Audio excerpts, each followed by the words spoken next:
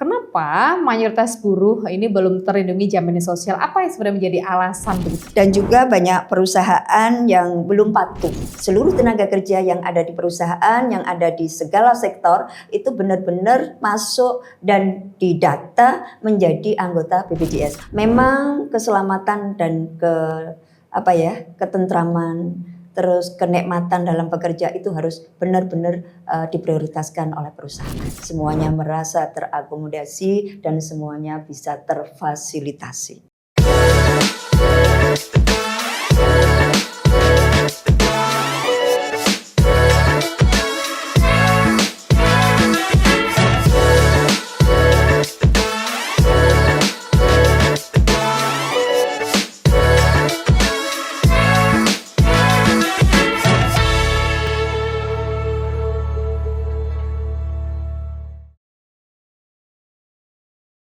Assalamualaikum warahmatullahi wabarakatuh. Waalaikumsalam warahmatullahi wabarakatuh. Apa kabar warga Jatim? Sehat selalu ya. Tentu senang sekali saya Cindy Hasa bisa bersama dengan Anda dalam program Ngode, Ngobrol Bareng Dewan. Kalau kita berbicara ngobrol artinya obrolan kita santai, kemudian menginspirasi dan tentunya juga ada isu-isu di seputar Jawa Timur apa saja yang kemudian perlu diketahui oleh masyarakat Jatim. Dan di sini saya tidak sendiri begitu ya, kita juga mengundang narasumber yang begitu sangat luar biasa dari Komisi E DPRD Provinsi Jawa Timur dari fraksi PKB untuk Dapil 9 yang areanya cukup begitu sangat luas. Ada Ngawi, Magetan, Ponorogo, Pacitan, Trenggalek, dan di sini sudah hadir bersama dengan kita ada Ibu Hajah Siti Mukyarti SAG MAG. Kalau saya akrab menyapa beliau adalah Bu Muki begitu ya. Assalamualaikum. Waalaikumsalam warahmatullahi wabarakatuh, Mbak Cindy. Iya, auranya itu positif begitu ya kalau ketemu dengan Bu Muki. Ya, Ya. semoga sajalah semuanya itu bermanfaat dan juga kita bergembira untuk semuanya. Iya, perlu diketahui ini bahwasanya Bu Muki ini ada untuk backgroundnya adalah seorang pendidik begitu ya. Jadi setiap apa beliau sampaikan semuanya isinya daging gitu ya. Saya boleh kalau bilang angkat jadi murid Bu. Murid yang ini ya. Oke, Cindy. Ya, Bu Muki hari ini kita akan ngobrol terkait tentang buruh begitu ya. Mayoritas buruh Jatim belum terlindungi jaminan sosial. Ya, kita sedikit flashback begitu ya mengenai waktu kemarin kita memperingati Hari Buruh di tanggal 1 Mei. Bukan Hari Buruh Nasional tapi internasional ya, pasti ada sejarah di situ. Tapi sebelum ke itu ada sesuatu hal yang ingin diketahui oleh warga Jatim tentang sosok Bu Muki ini ya. Bu Muki ini backgroundnya selain guru, beliau juga sebagai Ketua PC Muslimat Trenggalek dan juga di rumah beliau ini ada satu majelis ya, majelis pengajian yang mana di sini ini menarik ketika kemudian kita bahas begitu ya. Seperti apa ini? Bu Muki boleh bisa diceritakan sedikit? Oke, Mbak Cindy. Assalamualaikum warahmatullahi wabarakatuh. Waalaikumsalam warahmatullahi wabarakatuh. Selamat berjumpa warga Jawa Timur dan seluruh masyarakat yang kami banggakan. Alhamdulillah Bu Muki ini adalah pengemban amanah dan wakil panjenengan yang ada di Jawa Timur yang semuanya tidak lepas dari peran serta masyarakat Jawa Timur. Perlu diketahui Bu Muki ini adalah berasal dari Dapil 9 yang tadi disampaikan Mbak Cindy ada di Kabupaten Trenggalek, salah satunya Trenggalek, Ponorogo, Magetan, Pacitan, Ngawi. Bu Muki ini berdomisili di Kabupaten Trenggalek dan alhamdulillah tadi Mbak Cindy menyampaikan bahwa memang di rumah ini ada sebuah majelis dzikir dan sholawat dan ngaji bareng karena apapun yang terjadi namanya thalabul ilmi ini wajib mulai masih di dalam kandungan sampai nanti di liang lahat. Ini semuanya tetap warga masyarakat dan juga warga muslimin semuanya masih tetap berkewajiban untuk thalabul ilmi.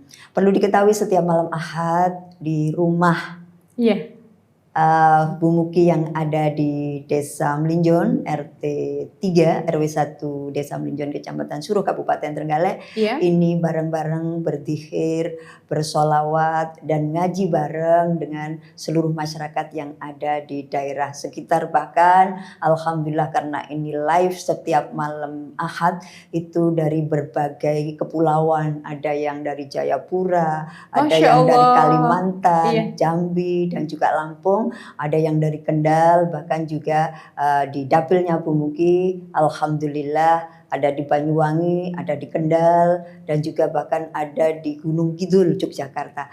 Insya Allah hampir semuanya lah itu ikut tolabul ilmi bareng-bareng. Ini yang perlu, dan karena apa? Kami perlu untuk mendapatkan siraman rohani, Mbak Cindy, karena yang namanya Pikiran, pikiran hati. dan hati itu kalau lama tidak disiram, lama tidak mendapatkan siraman dari berbagai ilmu dan juga zikir kepada Allah, itu hatinya akan keras. Iya, atos itu bahasa Jawa. Atos bahasa Jawanya. Makanya kami Iya. alhamdulillah, selain itu juga kami punya jamaah Yasin Nisaul Ayun yang ada di Desa Melinjon, dan juga ada Khatmul Quran yang seluruhnya itu ada di kecamatan-kecamatan dan juga seluruh Kabupaten Trenggalek, yang itu mewadahi daripada seluruh para hafidhoh yang ada di Kabupaten Trenggalek dan seluruh samiat di Kabupaten Trenggalek, yang tidak lepas 15.000 jamaah yang selalu untuk mendapatkan paling tidak barokah Al-Quran dan juga barokahnya para hafidhoh yang ada di Kabupaten Trenggalek.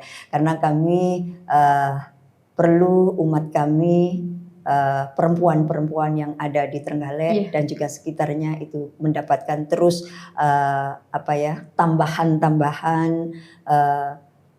paling tidak support-support dan juga siraman-siraman rohani yang bisa menjadikan kami menjadi perempuan-perempuan yang menjadi idaman suami tercinta, keluarga tercinta, dan bahkan menjadi perempuan yang mar'atus sholihah. Ini yang perlu, karena keluarga itu adalah satu-satunya yang harus mendapatkan perhatian betul dan keteladanan daripada perempuan dan juga keluarga. Inilah yang akan memperkuat daripada ketahanan keluarga. Lini yang paling terbawah yang harus kita pertahankan, harus kita perkuat adalah di lini keluarga. Di lini keluarga terlebih dahulu ya. Jadi majelis ini bisa dibilang bukan hanya sekedar majelis, tetapi untuk ngecas hati kita. Betul Mbak Cindy, karena kalau tidak kita cas, itu nanti justru kita akan sangat untuk menerima petuah-petuah, untuk menerima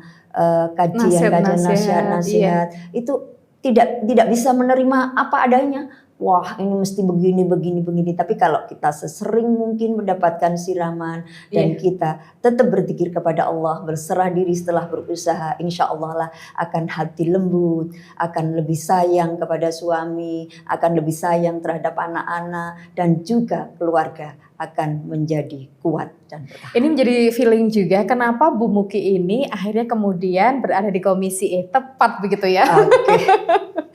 Iya, kesejahteraan sosial ini artinya Kesra ini memang adalah bidang yang ada di komisi beliau, jadi memang tepat kalau beliau itu sering berbau dengan masyarakat begitu ya. Karena majelis ini bukan hanya sekedar majelis, kemudian majelis bukan dadaan, tapi majelis ini sudah ada lama ya Bu Muki ya? Dari tahun berapa ini? Tahun di bulan Januari, tanggal 11 di tahun 2024. Berarti sudah 1 tahun dan alhamdulillah kemarin pada tanggal 18 Januari itu adalah ulang tahun yang pertama untuk majelis dzikir dan sholawat yang ada di Desa Melinjon, Kecamatan Suruh, Kabupaten Trenggalek, yang dilogoi dengan majelis dzikir Tibil Kulub. Majelis Dzikir Tibil Kulub. Siapa tahu hari ini lagi menonton begitu ya. Untuk jamaahnya. Nanti untuk para pemirsa dan juga seluruh masyarakat yang ada di Kabupaten Trenggalek dan sekitarnya untuk terus ngaji, karena ini pelaksanaannya setiap malam minggu. Kalau istilahnya satu malam tidak ikut berarti sudah ketinggalan, karena ini ngaji kitabnya itu beruntun dari bab per bab, dari pasal per pasal begitu. Makanya alhamdulillah lah ini bisa berjalan dengan baik, dan alhamdulillah para jamaah juga tekun banget, dan juga beliau istiqomah dalam melaksanakan daripada kegiatan di Majelis Tibbil Qulub ini. Ya, kalau kita bahas mengenai beliau, ini sebenarnya perlu waktu yang cukup panjang ya. Tetapi paling tidak hari ini kita mengetahui siapakah sosok dari Bu Muki, wakil kita di provinsi untuk Komisi E begitu ya. Bu Muki, kita hari ini akan membahas isu yang begitu sangat perlu mendapatkan sorotan begitu ya. Perlu kita bahas terkait tentang mayoritas buruh Jatim belum terlindungi jaminan sosial. Kita tahu kalau di Provinsi Jawa Timur ini banyak sekali namanya pekerja gitu ya. Bahkan ada di mana hari disebut sebagai Hari Buruh Internasional di tanggal 1 Mei ya. Artinya di situ libur, artinya seorang pekerja atau buruh itu ternyata mendapatkan selain kemudian libur, ternyata juga ada aturan-aturan berapa jam harus bekerja, berapa makanya ada gaji UMR begitu ya. Sehingga buruh itu perlu kemudian mendapatkan apresiasi, bukan hanya disuruh begitu ya. Lantas kenapa mayoritas buruh ini belum terlindungi jaminan sosial? Apa yang sebenarnya menjadi alasan begitu, terutama untuk khususnya Jawa Timur ini? Terima kasih Mbak Cindy. Perlu diketahui bahwa Jawa Timur ini adalah tertinggi tenaga kerjanya. Karena apapun tenaga kerja yang ada di Jawa Timur ini, kawasan industri itu terbanyak ada di Jawa Timur. Misalnya ada di Surabaya, ada di Sidoarjo, Mojokerto, banyak pabrik-pabrik beberapa perusahaan-perusahaan yang itu juga mempekerjakan daripada pekerja-pekerja yang ada di Jawa Timur. Kenapa kok belum terakses dengan adanya pelindungan jaminan sosial? Bahwa di sini banyaknya tenaga kerja ini bekerja, tetapi perusahaan belum belum memasukkan di BPJS. Nah, yang kedua bahwa BPJS ini menurut beberapa perusahaan itu akan menjadi beban daripada perusahaan. Yang ketiga bahwa pekerja ini belum belum terdata ke semuanya. Bahwa perusahaan ini punya tenaga kerja berapa itu kalau yang dimasukkan BPJS itu masih sebagian. Artinya belum tercover semuanya begitu ya. Belum tercover semuanya. Makanya dan juga banyak perusahaan yang belum patuh.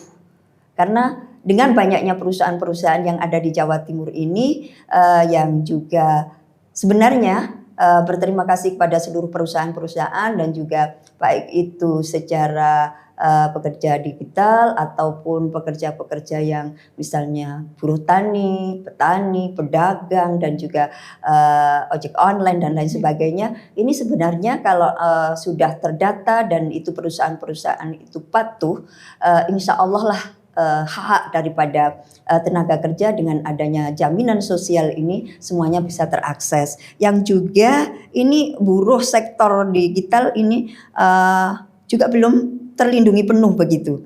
Dan juga bahkan buruh harian lepas sulit memperoleh daripada kapasitas kerja. Ini Mbak Cindy yang perlu untuk mendapatkan perhatian di pemerintah Provinsi Jawa Timur. Karena apapun tingkat pengangguran terbuka di Jawa Timur ini masih tinggi. Yang ini termasuk fungsinya Bu Muki dengan mitra kami Dinas Tenaga Kerja ini berusaha maksimal untuk bagaimana sih tenaga kerja yang begitu banyak di Jawa Timur ini, karena juga nun sewu tenaga kerja ini belum banyak yang skillnya itu sesuai dengan apa yang diperlukan oleh perusahaan-perusahaan itu. Makanya ini perlu kami Komisi E DPR Provinsi Jawa Timur punya program dengan Dinas Nakertrans. Itu harus memberikan beberapa hal yang ini sangat diperlukan oleh calon-calon tenaga kerja ini untuk mempersiapkan skill-skillnya begitu.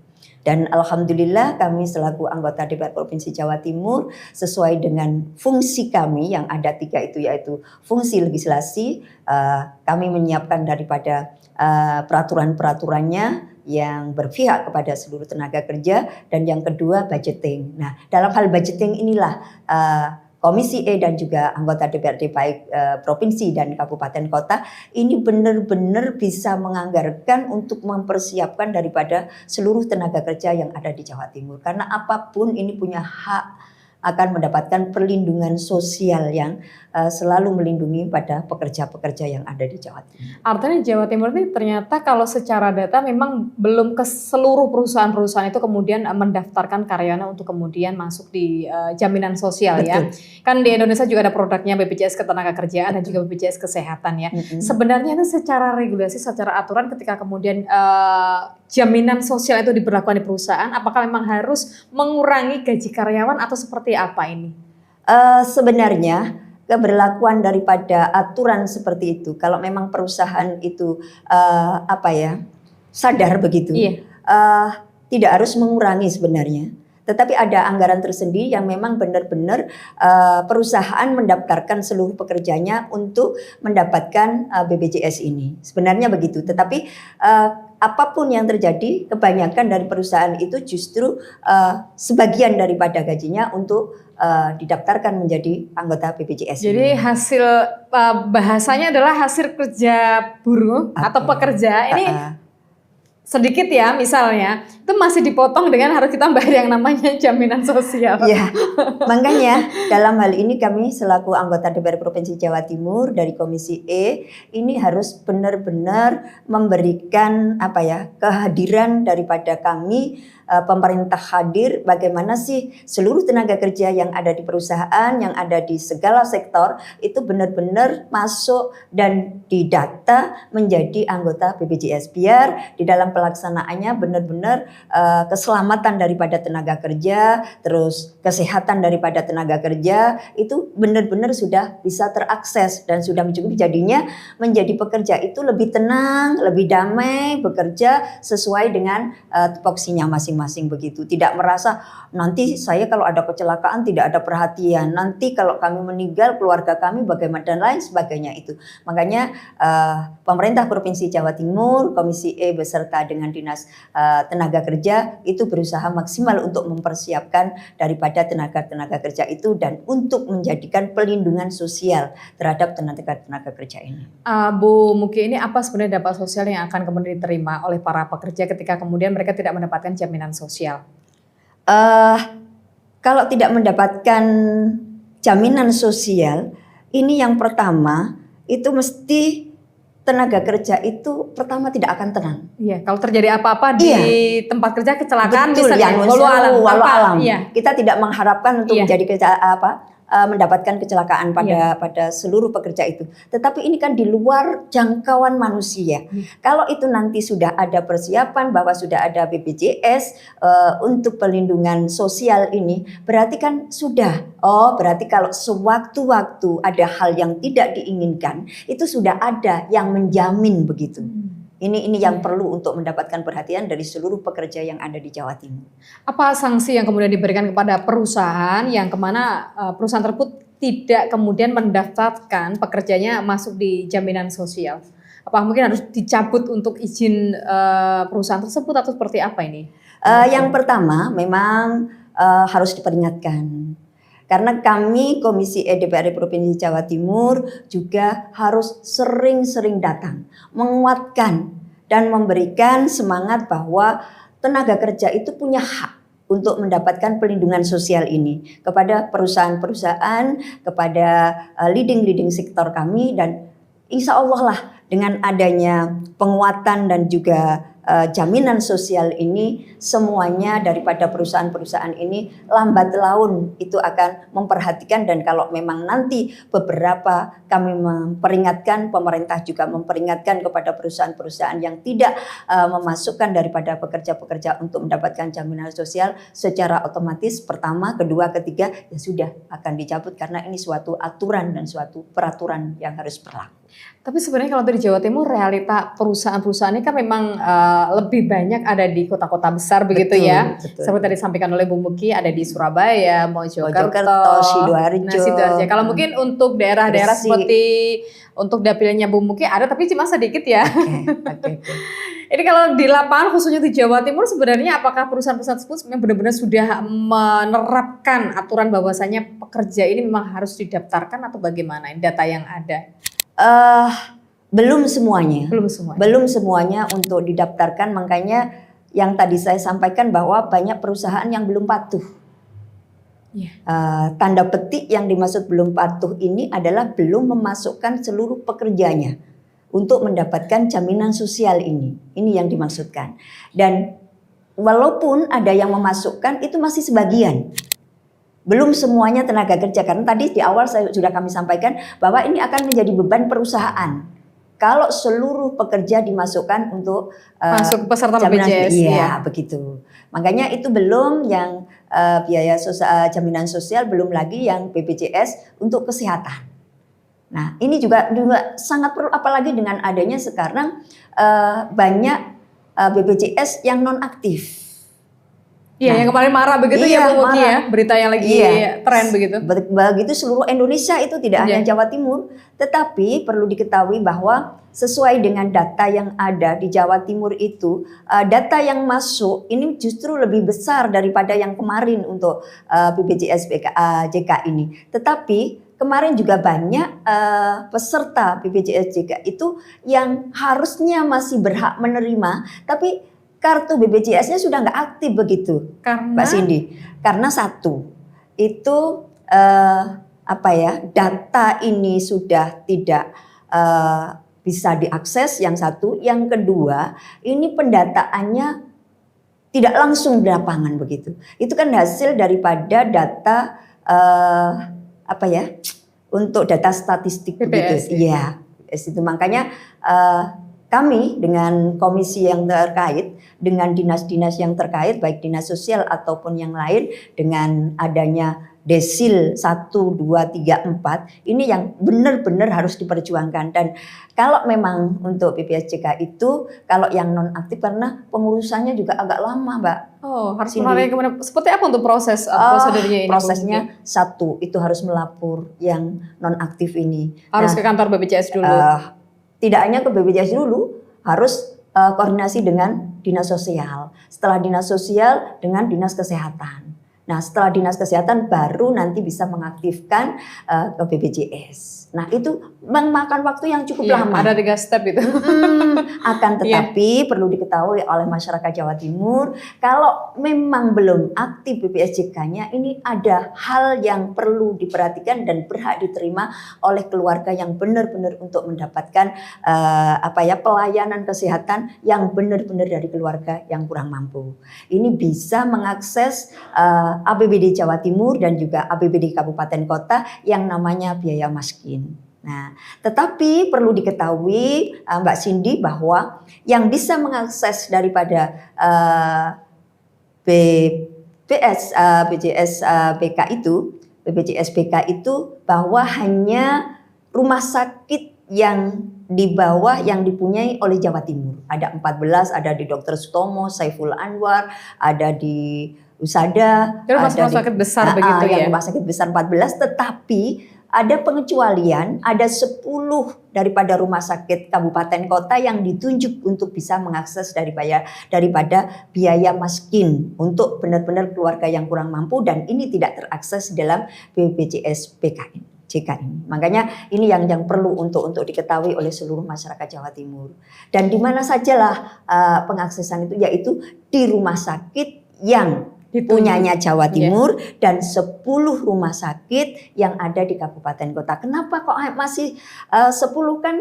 Kabupaten kota Jawa Timur itu ada di 38 kabupaten kota. Kenapa? Ya karena keterbatasan anggaran biaya miskin yang disiapkan oleh pemerintah Jawa Timur. Itu sebagai bentuk solusi dari pemerintah provinsi begitu ya. Oke, makanya jangan khawatir lah kalau memang benar dari keluarga kurang mampu untuk mendapatkan haknya, untuk mendapatkan BPJS JK ini. Makanya ini yang dipersiapkan oleh pemerintah Provinsi Jawa Timur, dan kami Komisi E benar-benar untuk hadir walaupun menurut kemampuan daripada APBD Provinsi Jawa Timur dan Kabupaten Kota. Ini sudah ada solusi, artinya titik terang untuk ini tadi ya, untuk masyarakat yang pengen kemudian secara jaminan sosialnya itu tetap ada begitu ya. Sudah ada solusi dari pemerintah. Sudah ada, walaupun pengurusannya untuk mengaktifkan kembali bagi yang keluarga kurang mampu karena tidak aktifnya kartu BPJS ini, jalan keluarnya adalah memakai biaya miskin untuk APBD Provinsi Jawa Timur dan Kabupaten Kota dengan minta surat keterangan miskin. Ya, nah ini kita berbicara dari kalau tadi warga yang kurang mampu sudah dapat solusi. Nah ini bagi Oke. para pekerja khususnya Oke, ya, pekerja siap. yang seperti di media, Mm-mm. kemudian yang non begitu ya. Terutama seperti ini kan di era digital ini ada para pekerja yang memang mereka freelance begitu. Mm-mm. Apa sebenarnya tentunya untuk mereka-mereka untuk melindungi mereka supaya tetap mendapatkan jaminan sosial? Seperti pekerja digital, pekerja di platform di era modern, apa yang kemudian yang apa ya, yang harus diterima oleh mereka pekerja digital supaya mereka dapat jaminan sosial. Begitu. Karena apapun yang namanya pekerja ini kan harus benar-benar dilindungi. Tetapi banyak pekerja-pekerja, misalnya saja untuk pekerja yang di bawah naungan yang ada hubungannya dengan digital, memang kan belum Iya. bisa karena belum terdata betul berapa sih Jumlah pekerja-pekerja pekerjanya ini, ya. makanya itu. Nah, memang kami menitik beratkan bahwa ini adalah perusahaan yang tempat bekerja itu yang harus benar-benar mempertanggungjawabkan dan juga benar-benar mengampu bahwa itu adalah tugas dan kewajiban daripada perusahaan yang mempekerjakan daripada kegiatan pekerja yang digitalisasi. Apalagi kan sekarang memang pekerjaan-pekerjaan ini tidak harus kemudian mereka bekerja di perusahaan besar enggak ya. Kadang Betul. memang misalnya suruh jualan baju live begitu. Betul. Memang karyawannya banyak tetapi secara jaminan sosial mereka nggak dapat. Mereka ya cuma hanya bekerja melakukan kewajiban mereka dan tanpa kemudian mereka tahu apakah mereka ada jaminan sosial apa enggak kalau terjadi apa-apa di perusahaan tersebut begitu ya. Itu kayaknya juga ini ya, perusahaan itu kemudian perlu iya, perlu untuk tetap sadar begitu ya. Tetap sadar bahwa pekerja ini juga harus diberikan kenyamanan, diberikan keselamatan, dilindungi, baik itu pekerjanya sendiri maupun pada waktu perjalanannya. Itu kan sudah termasuk mulai dari rumah sampai tempat kerja, dan di tempat kerja sendiri bahkan dari tempat kerja ke rumah. Pulang lagi. Iya, sampai itu.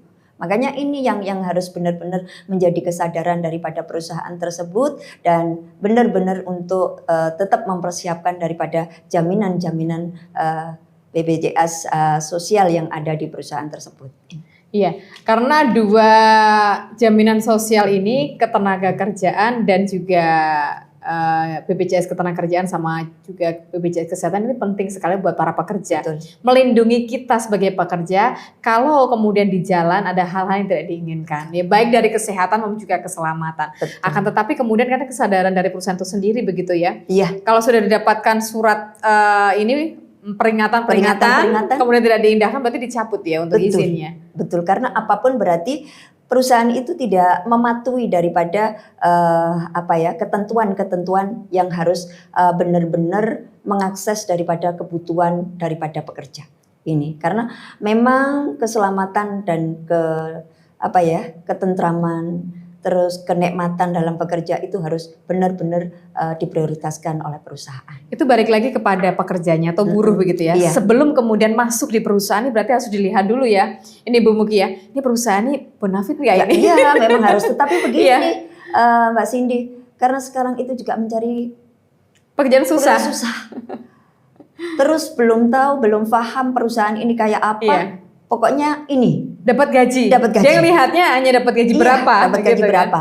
Setelah tahu di dalamnya, waduh, nggak cukup lah. Terus ini BPJS-nya, perlindungan sosialnya juga nggak ada. Iya. Terus untuk BPJS jikanya juga, apalagi nggak ada. Itu aja gajinya juga belum cukup di bawah UMR. Nah, makanya ini juga kami juga harus paling tidak mengawal dan juga untuk menjadikan bahwa gaji daripada tenaga kerja ini harus benar-benar sesuai dengan UMR di daerahnya masing-masing begitu. Berarti kalau ada satu perusahaan di mana memang kan ada standarnya begitu ya. Setiap kabupaten kota. Ya, di Trenggalek berapa, Ponorogo berapa, di Ngawi berapa. Ini kalau ada perusahaan yang kemudian menerapkan gaji tidak sesuai dengan UMR daerah tersebut, berarti artinya perusahaan tersebut artinya mereka menyalahi aturan. Ya secara otomatis karena itu sudah aturan. Yang namanya aturan harus dilakukan oleh seluruh yang pemegang daripada dan juga yang punya perusahaan. Iya. Berarti kalau berani mendirikan perusahaan juga harus siap untuk menaati dari seluruh peraturan-peraturan yang ada tentang ketenaga kerjaan. Ya, jadi mohon untuk para perusahaan-perusahaan yang hari ini tentunya menaungi banyak sekali karyawan begitu ya. Karena sebenarnya itu kan take and give ya. Betul. Perusahaan tersebut juga diuntungkan karena apa? Usahanya lancar karena apa? Ada pekerja. Ya. Sesukses apapun suatu perusahaan pasti membutuhkan karyawan. Betul, karena tanpa adanya pekerja tidak bakalan perusahaan itu akan sukses dan akan meningkat dari omsetnya. Karena apapun kalau yang namanya pekerja dilindungi baik secara sosial, baik kesehatannya, itu akan menambah daripada inovasi kerjanya. Semangat kerjanya mesti akan bagus banget. Bu Muki, apa pemanfaatan dari dana hasil bagi cukai hasil tembakau ya atau DBHJHT untuk perlindungan kerja rentan itu memang sudah tepat sasaran sejauh ini khususnya untuk di Provinsi Jawa Timur? Insya Allah karena kami kemarin itu juga rapat dengan dinas terkait baik dengan dinas Kertran dan juga untuk dinas sosial bahwa pembagian DBHJT itu harus benar-benar tepat sasaran. Tepat sasaran ya. Karena apapun kalau tidak tepat sasaran, itu yang merasakan itu adalah paling tidak ya orang yang terdekat, bukan orang yang jauh. Salah satunya adalah buruh tani tembakau. Ini kan penghasil daripada tembakau. Ya? Ini harus diutamakan ini. Ini adalah petani tembakau. Yang kedua adalah buruh pabrik rokok, karena setiap saat buruh pabrik rokok ini adalah mulai mencampur, mulai menggiling sampai pengepakan dan lain sebagainya. Ini juga harus yang pertama yang harus menerima dana itu harus merasakan. Yang ketiga adalah petani tembakau tadi, petani tembakau dan juga nelayan. Nelayan ini juga harus berhak menerima dana DBHJT dan juga pekerja informal. Nah, ini Mbak Cindy yang sasaran terutama untuk menerima dana DBHJT ini. Karena apapun harus prioritas beberapa lini yang merasakan dana ini karena semuanya itu kalau sudah